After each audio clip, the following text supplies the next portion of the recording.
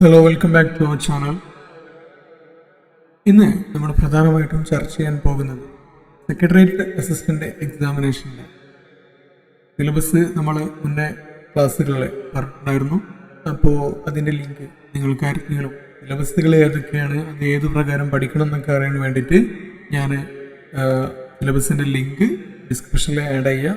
വേണ്ട താല്പര്യമുള്ളവർ എന്ത് ചെയ്യാം, അത് നോക്കിയിട്ട് സിലബസുകൾ വേണമെങ്കിൽ നോട്ട് ചെയ്തിട്ട് അതിനനുസരിച്ചിട്ട് പഠിക്കാവുന്നതാണ്. ഓക്കെ, അപ്പോൾ ഇന്ന് നമ്മൾ സിലബസ് പ്രകാരം ഏറ്റവും ആദ്യം പഠിക്കാൻ പോകുന്നത് കോൺസ്റ്റിറ്റ്യൂഷൻ ഓഫ് ഇന്ത്യയിലെ ഫസ്റ്റത്തെ ഭാഗമാണ് രാഷ്ട്രീയ ഏകതാ ദിവസ്.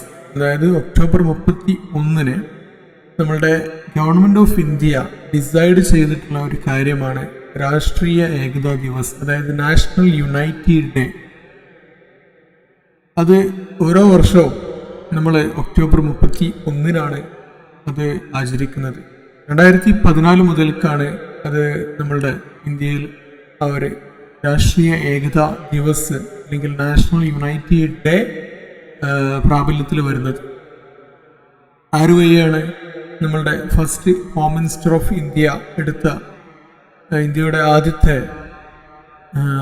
ആഭ്യന്തരമന്ത്രി മുൻകൈയെടുത്ത് ചെയ്ത ഒരു ഏറ്റവും പ്രധാനപ്പെട്ട ഒരു ഭാഗമാണ് ഈ രാഷ്ട്രീയ ഏകതാ ദിവസ് അല്ലെങ്കിൽ നാഷണൽ യൂണിറ്റി ഡേ. ഇന്ന് മുതലാണെന്ന് വെച്ചാൽ ഒക്ടോബർ 31 മുതലാണ്, അല്ലെങ്കിൽ ഒക്ടോബർ 31 നമ്മളത് ആചരിക്കുന്നത്. ഓക്കെ, എങ്ങനെയാണ് ആ ഒരു ദിവസം വന്നതെന്ന് വെച്ചാൽ സർദാർ വല്ലഭായ് പട്ടേൽ ഒക്ടോബർ 31, 1975 ജനിച്ചത് ഗുജറാത്തിലുള്ള നാദിയാദ് എന്നുള്ള സ്ഥലം. അപ്പോൾ അദ്ദേഹത്തിൻ്റെ ആ ഒരു ഓർമ്മയ്ക്കായിട്ട് ആണ് നമ്മൾ സ്റ്റേറ്റ് ഓഫ് അല്ലെങ്കിൽ നാഷണൽ യൂണിറ്റി ഡേ എന്ന് പറയാൻ കാരണം. അതുപോലെ തന്നെ അദ്ദേഹം, അപ്പോൾ നമ്മൾ ഈ ഒരു ഭാഗം നാഷണൽ യൂണിറ്റി ഡേ പഠിക്കുമ്പോൾ അതിനോടനുബന്ധിച്ച് വരുന്ന കുറച്ച് ഭാഗങ്ങളാണ് സർദാർ വല്ലഭായ് പട്ടേൽ, അതിനോടനുബന്ധിച്ചിട്ട് വരുന്ന അദ്ദേഹവുമായി ബന്ധപ്പെട്ടുള്ള കുറേ കാര്യങ്ങളാണ്. അപ്പോൾ ഇനി നമുക്ക് അതിലേക്കൊന്ന് കിടക്കാം. അദ്ദേഹം ഖേദ അജിറ്റേഷൻ ഓഫ് പെസൻസിന്റെ ലീഡറായിരുന്നു. നമ്മൾ നോട്ട് ചെയ്ത് വെക്കേണ്ട ഒരു പോയിന്റാണ്. ഖേദ അജിറ്റേഷൻ ഓഫ് പെസൻസ് എന്നാണ് ലീഡറായി. 1928 അദ്ദേഹം ആ ഒരു ഖേദ അജിറ്റേഷൻ ഓഫ് പെസൻസിന്റെ ലീഡറായിട്ട്, അദ്ദേഹമാണ് പ്രധാന ലീഡറായിരുന്നത്.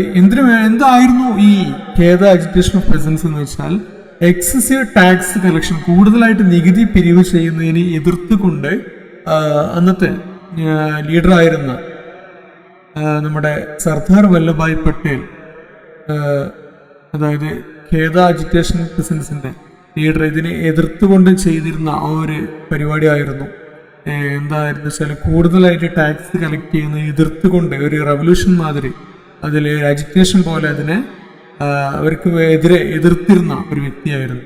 ഓക്കെ, അതേപോലെ വരുന്ന മറ്റൊരു പോയിന്റാണ് ബർദോളി സത്യാഗ്രഹ. അതും ഈ പട്ടേലിന്റെ നേതൃത്വത്തിൽ ആയിരുന്നു നടന്നിരുന്നത് 1928. ഓക്കെ, പിന്നെ വരുന്നൊരു ഭാഗമാണ് കറാച്ചി സെഷൻ. അദ്ദേഹമായിരുന്നു INSCയുടെ 1931 കറാച്ചി സെഷനിലെ ലീഡർ അദ്ദേഹമായിരുന്നു. മാത്രമല്ല ആ ഒരു റെസൊല്യൂഷനെ റിലേറ്റ് ചെയ്തുകൊണ്ട് അദ്ദേഹം കറാച്ചി സെഷനിലെ ഫണ്ടമെന്റൽ റൈറ്റ്സ് പാസ്സാക്കി. പിന്നെ അദ്ദേഹം തന്നെയാണ്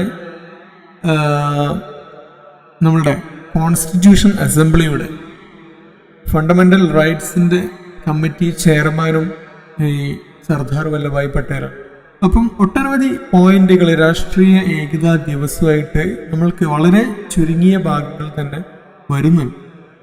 പിന്നെ അദ്ദേഹത്തെ പറ്റിയിട്ട് പറയാനുള്ള മറ്റൊരു കാര്യം, he was the minister for some home and information and broadcasting in the interim government formed on 2 September 1946. അതായത് 1946 സെപ്റ്റംബർ 2 അദ്ദേഹം ഗവൺമെന്റിലെ home and information broadcasting minister ആയിക്കൊണ്ട് ആ ഒരു പദവി കൈകാര്യം ചെയ്തിട്ടുണ്ട്. പിന്നെ മറ്റൊരു കാര്യം അദ്ദേഹത്തെ പറ്റി പറയാനുള്ളത്, he was the first deputy prime minister and the first home minister of independent India. സ്വതന്ത്ര ഇന്ത്യയുടെ ആദ്യത്തെ ഡെപ്യൂട്ടി പ്രൈം മിനിസ്റ്ററും ആദ്യത്തെ ഹോം മിനിസ്റ്ററും ഇദ്ദേഹമായിരുന്നു. പിന്നെ അദ്ദേഹത്തെ പറ്റിയിട്ട് മറ്റൊരു കാര്യം പറയാനുള്ളത്, ഓപ്പറേഷൻ പോളോ 1948 അതായത് ഹൈദരാബാദിൽ വെച്ച് ഇന്ത്യൻ യൂണിയന്റെ നേതൃത്വത്തിൽ അദ്ദേഹമായിരുന്നു കൺട്രോൾ ചെയ്തത്.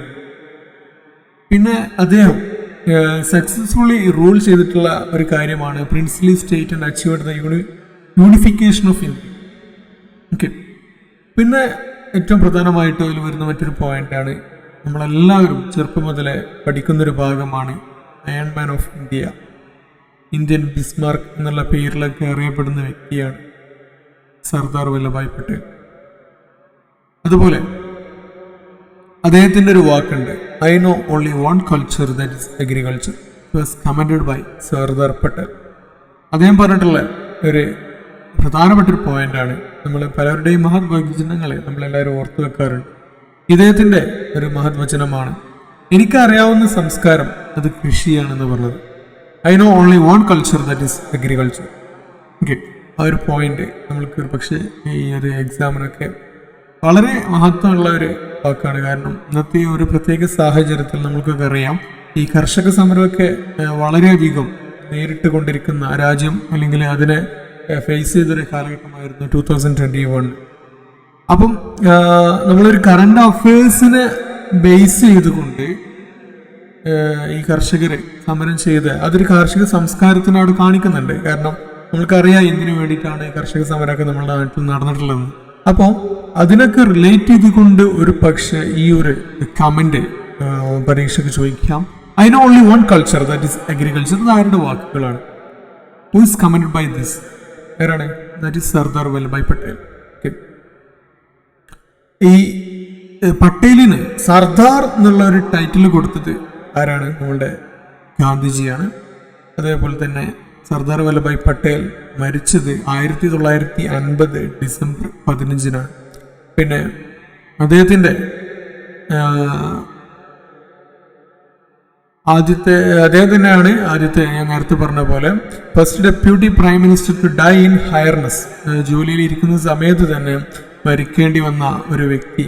അതേപോലെ first union minister to die in harness, ജോലിയിലിരുന്ന സമയത്ത് അല്ലെങ്കിൽ ആ ഒരു പദവി വഹിച്ചുകൊണ്ടിരിക്കുന്ന സമയത്ത് തന്നെ മരണപ്പെട്ടു പോയ വ്യക്തിയാണ് സർദാർ വല്ലഭായ് പട്ടേൽ. അപ്പോൾ ഇത്രയും കാര്യങ്ങളാണ് സർദാർ വല്ലഭായ് പട്ടേലുമായിട്ട് ബന്ധപ്പെട്ടിട്ട്, അല്ലെങ്കിൽ രാഷ്ട്രീയ ഏകതാ ദിവസമായിട്ട് ബന്ധപ്പെട്ടിട്ട്, അതല്ലെങ്കിൽ നാഷണൽ യുണൈറ്റി ഡേ ആയിട്ട് ബന്ധപ്പെട്ടിട്ട് പറയാനുള്ളത്.